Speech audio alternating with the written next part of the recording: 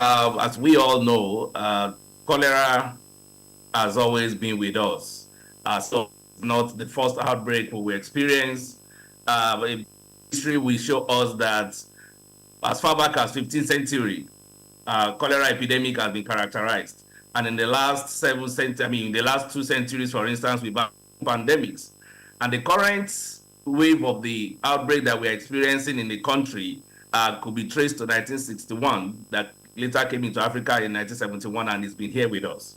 Over the years, let's say in the last 2-3 years, for instance, we've had incidents of cholera that are even higher than what we currently have.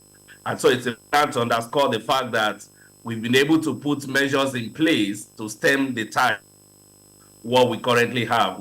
By this time in 2021, for instance, and 2022, the cases are way much higher than what we currently report, which shows a progress in their intervention.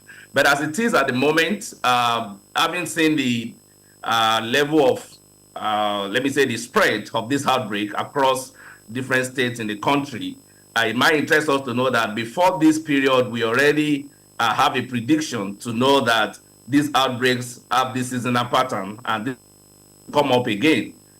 So when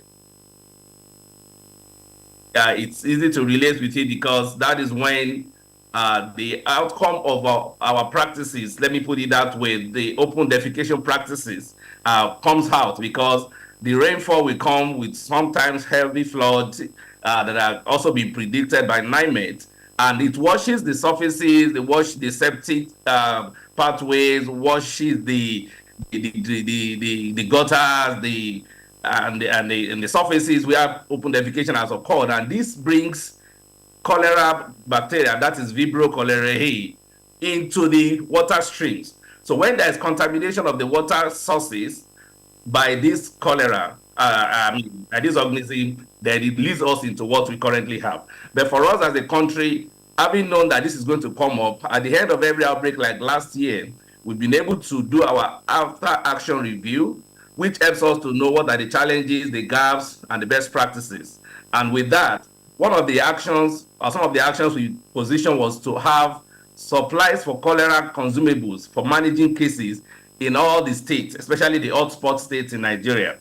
And with this, we expect that every state should be able to start, and that is what many of them started with when these are been able to train LGA, that's local government area, around the country. And with that, these are the frontline officers situation when it occurs. The third point is that we were able to issue advisories to all the states, like one of the advisory was what your media outlet just read before we started. So with this information, preparing the mind of the states to know that this outbreak is going to occur is one of the efforts to help them put measures in place so that they can begin to stay in the situation with respect to facilities that they will use for managing the cases. Their surveillance system is being improved to see that they can pick the cases. And we have a very robust surveillance system that can help us pick these cases.